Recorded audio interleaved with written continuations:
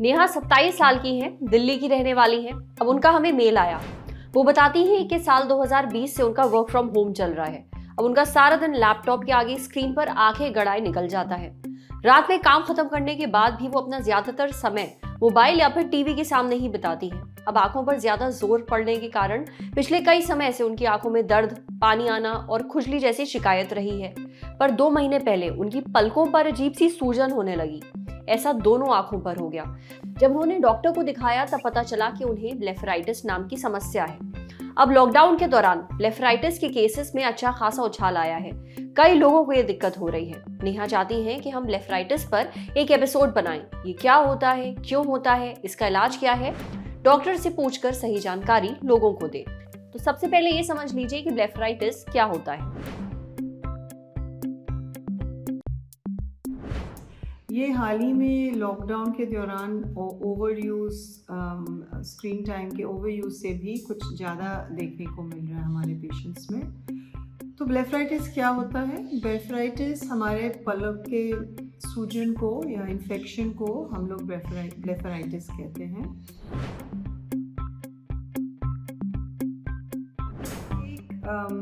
Infection और inflammation जो हमारे छोटे आईलिड के छोटे ग्लैंड्स हैं, उसमें मेबोविन ग्लैंड्स में इन्फेक्शन की वजह से ये इन्फ्लेमेशन होता है और हमारे पलक में सूजन आता है। खासकर कि ये ऊपर वाले पलक में आता है। अब इसका कारण क्या है? ये आँखों के डैंड्रफ की तरह होता है और अक्सर जो बालों के, जिनमें बालों में डैंड्रफ है, उसमें एसोसिएशन पाया जाता है। बच्चों में कुछ ज़्यादा होता है ये ब्लेफराइटिस। और जो ग्लैंड्स में इन्फेक्शन हो जाता है, उनके सिक्रीशंस निकलते हैं और वो आईलिड के पलक के मार्जिन पे डिपॉजिट होके पपड़ियाँ से बन जाती हैं और इसे को हम ब्लेफराइटिस कहते हैं।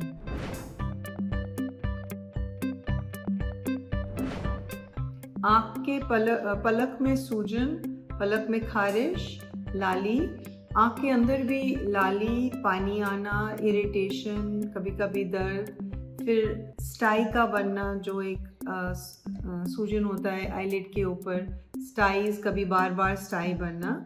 और कभी सर्दियों की सीज़न में ये ज़्यादा पाया जाता है। कई लोगों जिनको वैसे भी एलर्जीज़ हैं या चमड़ी की बीमारी है, इनमें भी ज़्यादा पाया जा सकता है।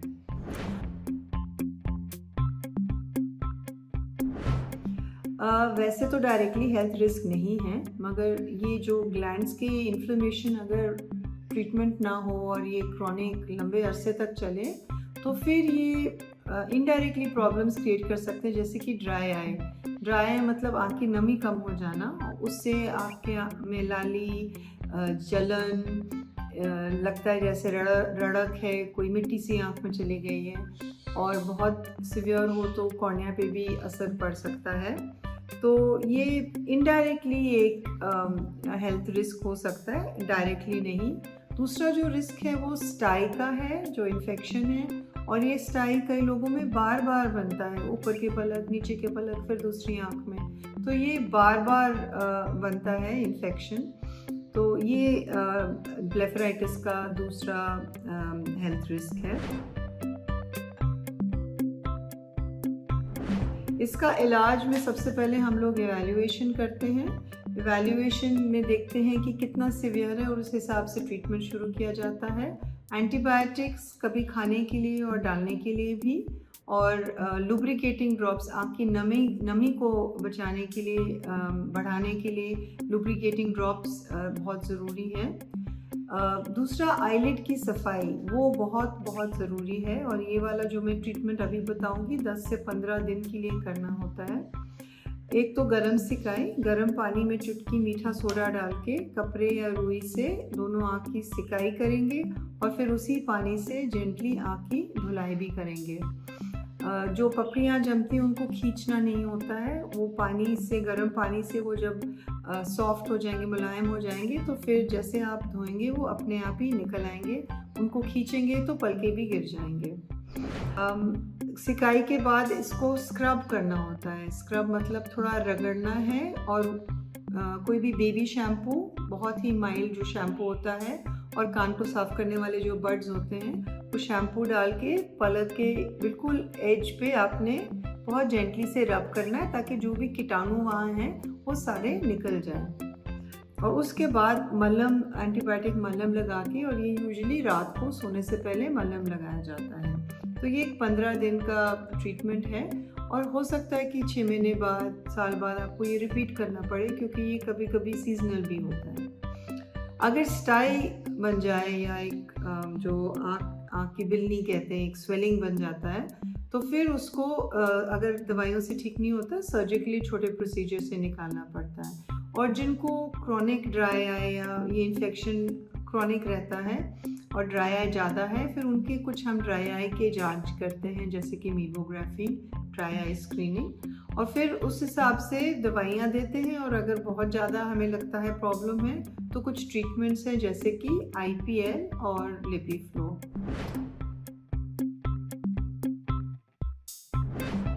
एक तो आँखों को रब नहीं करना है, आँखों को मलना नहीं है, बहुत कम टच करना चाहिए आइज़ को, क्योंकि कीटाणु आइज़ के आसपास होते हैं, और आप रब करते हैं तो वो अंदर चले जाते हैं। डिजिटल स्ट्रेन या स्क्रीन ओवरडोज से बचा के रखना है आइज़ को। उससे आई ज़्यादा ड्राई होती है, इन्फेक्शन के चांसेस ज़्यादा हो जाते हैं। ब्लेफराइटिस क्या है ये तो आपको समझ में आ ही गया होगा। सर्दियों के मौसम में ये दिक्कत और भी ज्यादा बढ़ जाती है, इसलिए ध्यान रखिए। बचाव की जो टिप्स डॉक्टर अनीता ने बताई हैं उनको फॉलो करिए, ब्लेफराइटिस से बचे रहेंगे। अब बढ़ते हैं सेहत के अगले सेगमेंट की तरफ। कोविड के केसेस लगातार तेजी से बढ़ रहे हैं। एक्सपर्ट्स का कहना है कि ये जल्दी थर्ड वेव की पीक आने वाली है। अब कोविड से बचने के लिए आपके पास 2 हथियार हैं, वैक्सीन और मास्क। अगर आपने वैक्सीन लगवा भी ली है और दोनों डोजेस लगवा लिए हैं, तो भी आपको मास्क पहनना बेहद जरूरी है।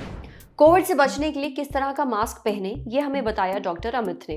देखिए, मास्क पहनने से पहले अच्छे से हाथ धोएं, कम से कम 20 सेकंड तक, या फिर उन्हें सैनिटाइज करें। मास्क को हमेशा उसके एयर पीस से ही पकड़ें।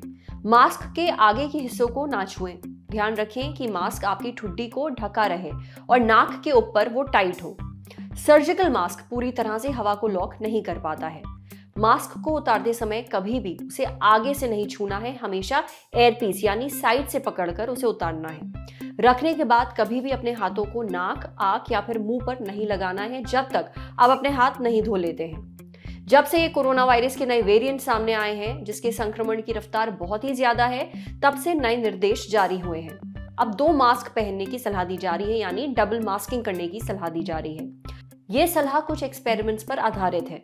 अगर आप 2 मास्क का इस्तेमाल करते हैं तो देखा गया है कि कोविड-19 से बचने का जो प्रतिशत है वो 51 से बढ़कर 91 हो जाता है।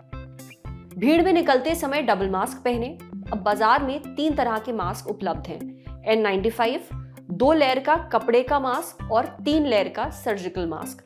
अगर आपके पास एक सर्जिकल मास्क है और एक कपड़े का मास्क है, तो पहले सर्जिकल मास्क पहने, उसके ऊपर कपड़े का मास्क पहनिए। सर्जिकल मास्क की ग्रिप साइड से मजबूत नहीं होती है, इसलिए कपड़े का मास्क साइड से टाइट रहता है और ज्यादा बचाव करता है। अगर आपके पास केवल कपड़े का मास्क है तो एक के ऊपर एक रखकर कपड़े का मास्क पहनिए। सर्जिकल मास्क को डबल करके पहनने का कोई भी फायदा नहीं है, यानी अगर आपके पास 2 सर्जिकल मास्क हैं तो 2 यानी डबल करके सर्जिकल मास्क पहनने का कोई फायदा होगा नहीं। डबल मास्क साइड से एयर लॉक करता है और सामने से फिल्टर की परत देता है, समझे। अब बढ़ते हैं सेहत के आखिरी सेगमेंट की तरफ, खुराक, एक झक्कास सी हेल्थ टिप, जिसमें आज बात करेंगे खाने की उन चीजों के बारे में जो हमारे मूड को बेहतर करने के लिए जानी जाती है। जब आपका मूड अच्छा नहीं होता है, आप लो महसूस करते हैं, तब अपने मूड को बेहतर बनाने के लिए हम अक्सर जंक फूड, चाय, कॉफी, चॉकलेट, ये सारी चीजें लेना पसंद करते हैं। लेकिन आप ये भी जानते होंगे कि ज़रूरत से ज़्यादा चाय का सेवन करना, कॉफ़ी का, जंक फूड का, ये आपकी सेहत के लिए ठीक नहीं होता है। तो मूड को अच्छा करने के लिए आप क्या खा सकते हैं जो मूड बूस्टर होने के साथ साथ हेल्दी भी हो, ये हमें बताया डाइटिशियन दीप्ति खटूजा ने। अपने मूड को बेहतर करने के लिए आप बादाम, काजू, मूंगफली, अखरोट जैसे मेवे खा सकते हैं। बादाम में विटामिन बी, फोलेट और टायरोसिन, जो कि डोपामाइन का प्रीकर्सर है, पाया जाता है। जब हम परेशान होते हैं तो हमारे शरीर में डोपामाइन का लेवल कम हो जाता है। बादाम इसको कंट्रोल करने में मदद करता है। काजू में सॉल्युबल फाइबर, मिनरल्स, विटामिन और फाइटोकेमिकल्स पाए जाते हैं। मूंगफली में क्रिप्टोफेन और विटामिन B6 होता है जो कि हमारे मूड को स्टेबलाइज करता है। अलग अलग तरीके के सीड्स जैसे कि फ्लैक्स सीड्स, चिया सीड्स, कद्दू के बीज, सनफ्लावर सीड्स को ब्रेन फूड कहा जाता है। ये मूड को बेहतर करने के लिए जाने जाते हैं। हमारे दिमाग को शांत और रिलैक्स करने में भी मददगार साबित होते हैं। जैसे सनफ्लावर सीड्स में ओमेगा 3 फैटी एसिड होता है, विटामिन ई होता है, सेलेनियम होता है, मैग्नीशियम होता है और ट्रिप्टोफेन होता है जो कि हमारे दिमाग को शांत और रिलैक्स करने में मदद करता है। कद्दू के बीज में मैग्नीशियम होता है जो हमारे दिमाग को रिलैक्स करने में मदद करता है। मूड इंप्रूव करने के लिए आप केला और ब्लूबेरीज, ये 2 चीजें हेल्दी भी हैं, इन्हें ले सकते हैं। केला जो है वो शुगर क्रेविंग को शांत करने में मदद करता है। इसमें पोटेशियम भी अच्छी मात्रा में पाया जाता है जो स्ट्रेस को कम करता है और साथ ही हमें काम यानी शांत रखने में मदद करता है। इसके अलावा दालचीनी, अदरक और केसर से भी मूड को बेहतर बनाने में मदद मिल सकती है। आज सेहत पर इतना ही। अगर आप एक डॉक्टर हैं, हमसे कुछ शेयर करना चाहते हैं तो जो ईमेल आईडी इस वक्त आपको अपनी स्क्रीन पर दिख रही है उस पर हमें एक मेल भेज दीजिए। ये वीडियो फेसबुक पर देख रहे हैं तो हमारे फेसबुक पेज को लाइक करिए, यूट्यूब पर देख रहे हैं तो हमारे चैनल को सब्सक्राइब करिए, बेल आइकन पर जरूर क्लिक कर दीजिए ताकि जब भी हम कोई नया वीडियो अपलोड करें तो उसका नोटिफिकेशन आप तक सबसे पहले पहुंचे। शुक्रिया।